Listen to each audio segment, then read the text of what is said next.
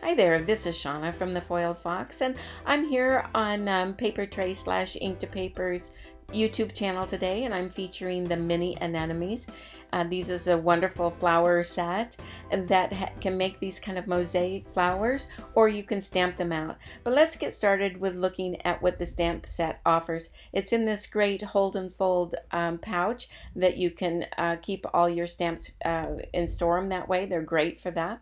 And there's this two stamp sets that have the different stamps for the leaves and the flowers and a couple of sentiments. And then here's the die set. I have cut it apart and put it on a magnetic panel just to keep it better organized.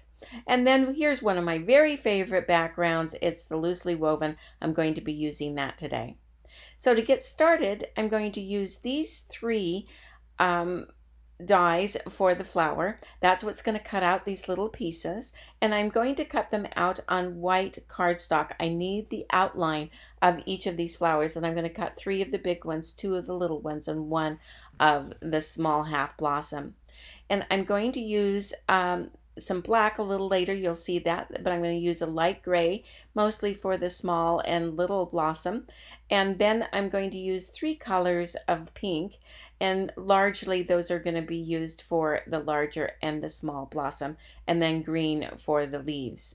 So to get started, you can see I cut out a bunch of these, one of each of the colors for each of the sizes, and sometimes a little more. And then I took the negative part of where I cut some of these flowers out, and I'm using them to outline them on copy paper. And the reason why I'm doing that is I need a backing for these flowers so that the parts to rest on. So I've cut them out, and I've cut out all of them for all of the flowers I'll be doing. And now I'm just going to kind of hold one up and see, well, I don't want anything showing on the outside, so that one, the notch wasn't cut out, so I just cut out a little notch. And now I'm putting on some micro dot adhesive so that the puzzle pieces can stick to it as well as the little outline. And now it's just a matter of playing with a puzzle is really what it is. And I'm using all these different colors to create these flowers, because after all, flowers don't have just one solid color to them. They have lots of colors to them. And at first they're going to look a little crazy, but I think they all come together in the end. But I'm just finding different pieces that I want to use out of my stack, and be sure you keep those stacks separate for the large flower, medium flower, and the half blossom, because you don't want to get those parts mixed up. It'll just make it that much harder. But this is actually really fun because it's just literally putting a puzzle together. And I did this for all the flowers. I got this one last piece. I think I'll use a light pink here and put that in place. And then I've now done all the flowers. I'm down to the half blossom, using that little backing again, putting the micro adhesive on it, and making sure that I don't have anything showing on the outside, and trimming it back. It literally is there just to hold the outline and the puzzle pieces on there. I didn't want a really heavy back to it, so I just used the copy paper, and it works out great. So I'm going to make this one fairly light. So I'm going to use whites and gray and a little touch of pink. And that little tool really helps with picking up. So now I have those all done. I'm going to do the centers. Now I have the centers, they make it a little outside circle and then the inner circle. So I'm going to cut those out of black. And then at the same time, since I'm going to be cutting, I'll cut out all the leaves. Now I'll probably cut out more leaves than I really need, but it's always good to just have a selection, and I can use them for another project. So with all the centers cut out, I'm going to take the outer ring and just put a dab of glue on there. And this is really going to help when you see these centers and be added to it. That's really going to pull this together. So there's the little outer ring, and there's the larger outer ring that goes to the larger blossom. And then there is the smaller inner dot and the larger inner dot, to put those right into those centers. And it really, I don't know if you've seen pictures of anemones, but they do have this really great black center. So this really adds, just pulls them together. And then there's a little triangle for that little half blossom. And then now, because I have all these leaves, I'm taking these stamps that just have an outline of the veining. There's other stamps also for leaves, but I'm just going to do the outlining for this project. Just use those stamps. And I'm going to stamp this bunch of leaves I have.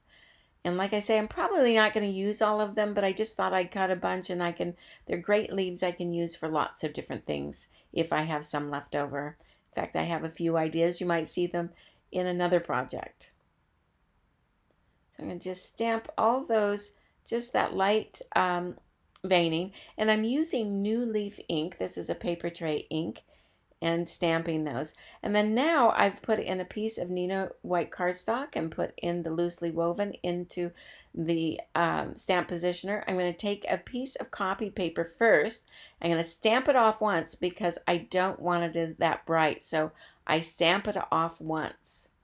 Now it looks a little bit spotty. I don't mind that it's not completely solid, but there's a little areas where I put a little bit more ink and pressing it down so that it can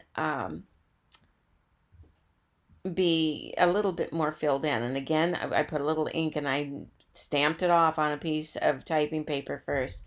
And then now just that's got pretty good coverage now. I think we're good to go. I have a black card base, an A2 horizontal.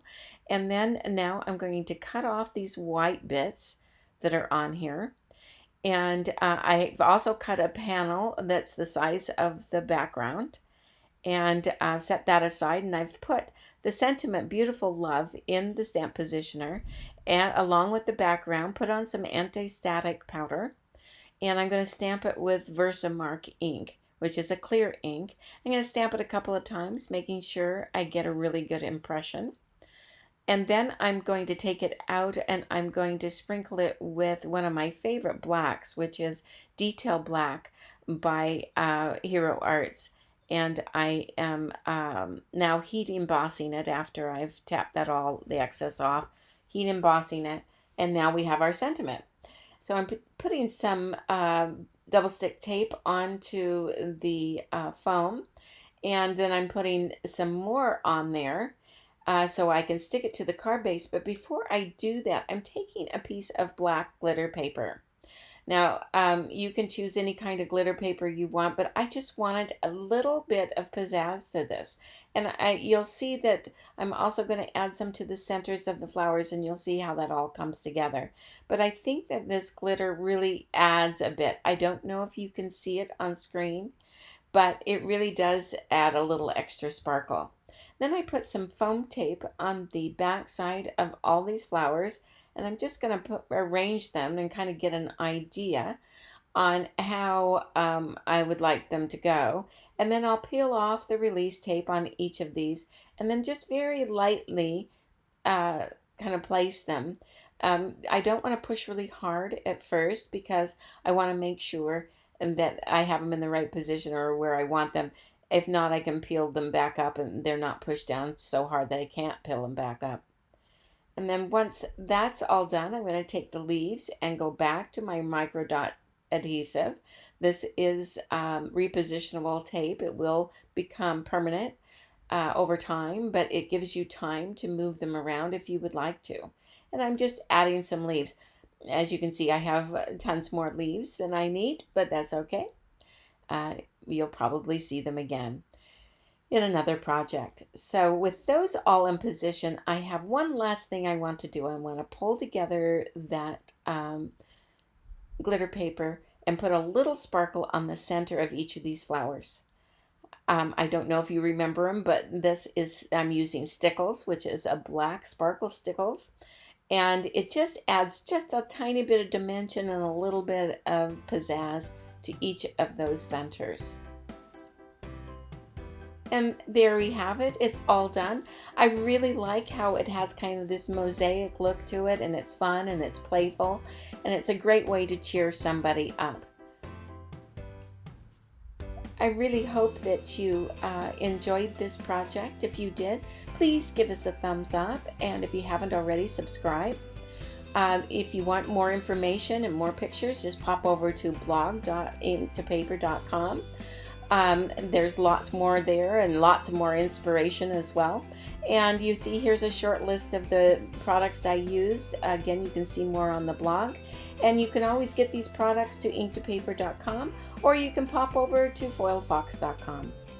I hope you enjoyed it. See you next time.